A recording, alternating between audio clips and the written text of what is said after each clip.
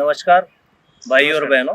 आज हम उपस्थित हैं कृषि विज्ञान केंद्र रांची में और हमारे साथ डॉक्टर भरत सर हैं और हम जानना चाहते हैं कि ठंडी के मौसम में पशुओं की देखभाल कैसे करें और क्या-क्या सावधानियां रखें। जी हाँ किसान भाइयों, इस जाड़े के मौसम में भी अगर आप अपने पशुओं से उसके क्षमता के अनुसार उत्पादन लेना चाहते हैं, तो उसके जो प्रबंधन है उसमें छोटे-छोटे बदलाव करने की आवश्यकता होती है।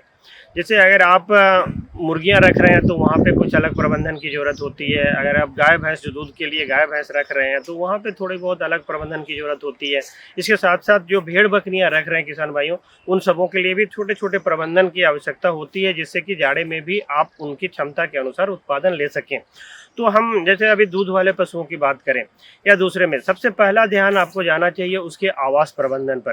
किसान भाइयों, आप अपने पशुओं के लिए जो आवास में छोटे-छोटे खिड़की दरवाजे जो हवा के लिए छोड़ रखे हैं, उन सबों पे ये ध्यान दें। अभी काफ़ी सर्द हवा चल रही है, उसके कारण जो सर्द हवा सीधे पशुओं के शरीर तक पहुँच रहे हैं, तो वो सर्द हवा जो है वो पशुओं के शरीर तक ना पहुँच पाए, उसके लिए आप अपने जो रोशनदान या खिड़की दरवाजे जो भी खुले जगह छोड़ रखे हैं, वहाँ पे कोई जूट के बोरे या दूसरे जो भी संसाधन आपके पास हो उसको आप लगा दें, जिससे कि ये जो सर्द हवाएं हैं पशुओं के आवास के अंदर सीधी तौर पर एंट्री ना कर पाए। कहने का मतलब ये कि आप पूरी तरह से जो अंदर का वातावरण है उसका टेम्परेचर कम से कम 15 से 20 डिग्री के आसपास भी मेंटेन कर पाते हैं, तो पशुओं को उसके लिए अलग से ऊर्जा लगाने की जरूरत नहीं पड़ेगी।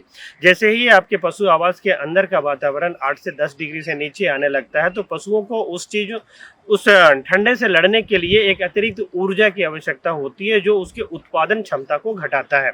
तो आप जो भी संसाधन मौजूद हो, आपके अनुसार इस बात का जरूर ध्यान रखें कि पशु आवास के अंदर का वातावरण बहुत तेजी से नीचे ना गिर पाए। इससे कई तरह की परेशानी हो सकती है। जैसे दुधारू पशुओं में अगर आप कहें तो विशेष सबसे पहला ध्यान आपको जाना चाहिए जो थन की स्थिति है, जो अडर की स्थिति है, वहाँ पे जो टीट्स होते हैं उसमें बहुत ही कॉमन होता है, देखिएगा, टीट क्रैकिंग की।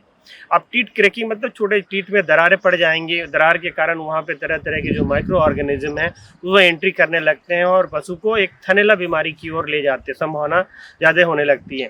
तो आप जब दुहाई करें, मैं मिल्किंग के लिए जब जाएं, तो उससे पहले आप जिस पानी से आप एंटीसेप्टिक जैसे लाल पोटास जैसे चीज़ों को लगाकर आप धोते हैं, तो उसको हल्का उषुम रखें, उषुम पानी से धोएं उसमें, तो ये क्रैकिंग से थोड़ा बचा जा सकता है। इसके अलावा भी अगर आपको इस तरह की समस्या हो रही है तो आप कोई अच्छी क्वालिटी का एक ग्लिसरीन या जो मार्केट में वैसलीन जेली मिलते हैं, उस तरह के चीज़ों का आप इस्तेमाल कर सकते हैं, जिससे आपके टीट क्रैकिंग से भी बच सकते हैं।